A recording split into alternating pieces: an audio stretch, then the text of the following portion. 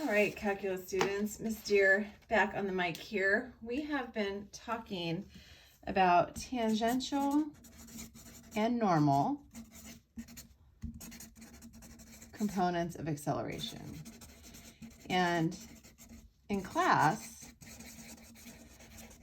we derived the fact that, well, let's start over. Let's start with the fact that we have decided and proven that the acceleration vector lies in a plane determined by the tangential and the normal components of acceleration. And so this is the tangent vector, unit tangent vector. This is the unit normal vector. They are orthogonal to each other in space.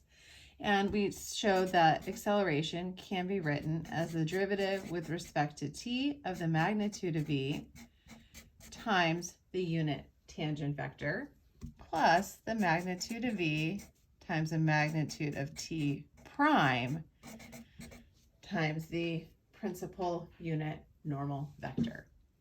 And this piece right here is called the tangential component of acceleration. And this piece right here is the normal or centripetal component of acceleration. This is the acceleration that is in the direction of motion, so it makes the particle or anything traveling along this path speed up or slow down. This piece right here is a multiple of the normal component, which causes anything moving along this path to turn. So the tangential component of acceleration is AT, and this is AN. And so today we're going to talk about some different formulas for finding the tangential component of acceleration and the normal component of acceleration. These are not vectors, they are scalar multiples of unit vectors. So directly from this picture, we can see that there is a piece of A in the tangential direction and a piece of A in the normal direction. So if we were to break up acceleration into a normal piece and a tangential piece, we can say that the tangential component of acceleration is the projection of A onto t, which is A dot t over the magnitude of t. And because we're working with a unit vector, the magnitude of t is 1, so this is just A dot t. We also know that we derived the unit tangent vector from r prime over the magnitude of r prime, which is v over the magnitude of v when we're talking about velocity and acceleration. So if we directly stick this in here, we can say that AT is A dot v over the magnitude of v, or v dot a over the magnitude of v. We usually write them in the order in which they are derived. So now we have three formulas for finding the tangential components of acceleration. We have this one here, the derivative with respect to t of the magnitude of velocity. It is the projection of a onto t, or a dot t, or v dot a over the magnitude of v. So AT is the derivative with respect to t of the magnitude of v. It is a dot t, and it is v dot a over the magnitude of v. Now let's talk about the normal component of acceleration. So we have what we derived in class, that it is the magnitude of v times the magnitude of t prime. And again, using the idea that we're splitting up acceleration into a piece in the direction of t and a piece in the direction of n, then the normal component is the projection of a onto n. So we have the normal component of acceleration is the magnitude of v times the magnitude of t prime. It is also the projection of a onto the normal vector, which is a dot n over the magnitude of n. Again, this is a unit vector, so its magnitude is 1, so this is just A dot n. Now, finding n is, as we've shown, pretty hard to do. So let's derive one more formula. And let's talk about the magnitude of A squared. So to find the magnitude of A dot A, oh, I just gave the answer. To find the magnitude of the acceleration vector, we do A dot A and we square root it, which means that the magnitude of acceleration squared is A dot A. If I write out acceleration into its components, it is ATT plus ANN, and we're going to dot it with itself, so we're going to dot it with ATT plus ANN. Now, distributing over this dot product, we get that this is AT squared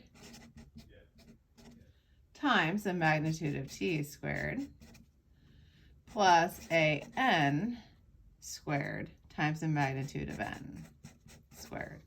Again, these are both unit vectors, so their magnitudes are 1. So now we have that the magnitude of A squared is the tangential component squared plus the normal component squared.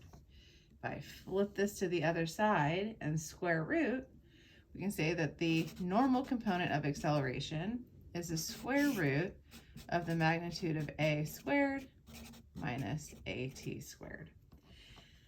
Now, the normal component of acceleration is always positive. We can see that because we get it from two magnitudes, so we don't have to worry about this being plus or minus. We're only talking about the positive square root here. So our formulas for the normal component of acceleration are the magnitude of V, magnitude of T prime.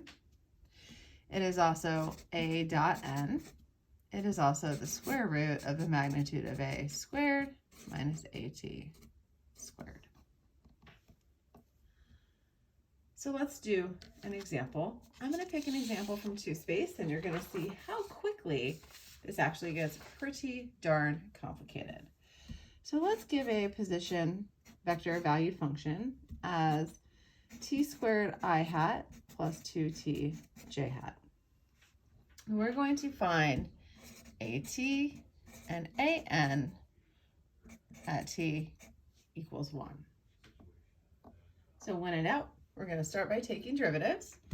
So our velocity, a vector valued function, is going to be 2t I hat plus 2j hat, and our acceleration is going to be 2i hat plus 0j hat. So we'll start with our unit tangent vector. This is going to be v over the magnitude of v. The magnitude of v is 1 over the square root of 2t squared plus 2 squared, so 4t squared plus 4, times v, which is 2t I hat plus 2j hat.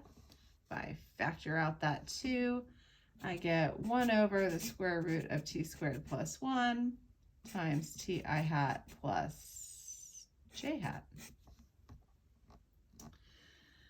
Then the unit tangent vector at 1 will be 1 over rad 2 times 1 I hat plus j hat, which is also 1 over rad 2 I hat plus 1 over rad 2 j hat.